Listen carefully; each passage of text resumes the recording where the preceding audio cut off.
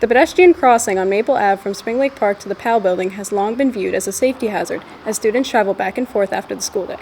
In 2017, the South Plainfield Board of Education made the crossing a priority. After coordinating between the school district, the borough, and Middlesex County officials, construction began this March to install a pedestrian hybrid beacon. The project, which is funded by the county, will cost approximately $327,000.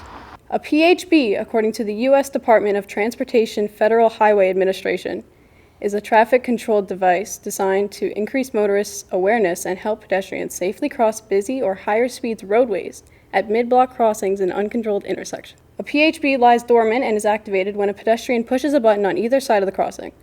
The beacon, after initiating, will briefly flash a yellow light to signal oncoming traffic to yield before changing over to red, warning motorists to stop. We spoke with Tom Cassio, the Board of Education Vice President and head of the District's Shared Services Committee, who spearheaded the project.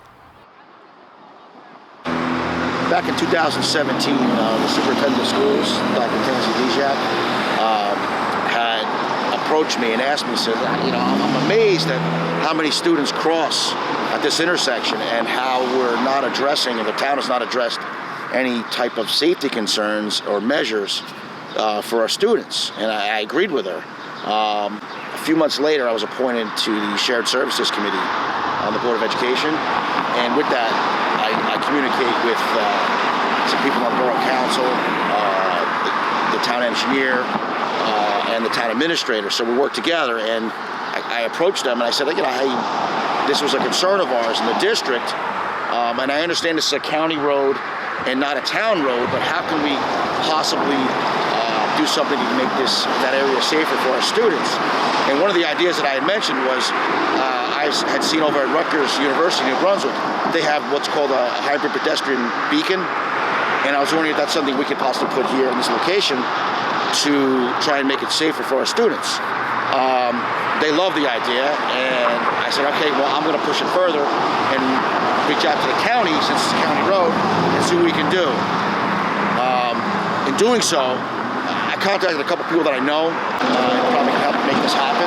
Senator Patrick Dignan, the county administrator, John Polamina, and also former mayor Mike English, who happened to also be the director of the PAL building, which is right across the street. So he's fully aware of the situation, and all parties involved were in full agreement that we needed to do something. Who is paying for this, and how was that decided? So because it's a county road, the county is actually footing the bill. And then they started working on it over the last few months. They had started to get it in place. Why the focus on this intersection? Great question. We have students that not only walk to school and walk home from school at this intersection, but being that our sports complex is across the street, Joe's Field, the PAL building, we have dozens and dozens of students that cross here on a daily basis to get there. And we felt it was necessary to target this area to try and make it safer for our students.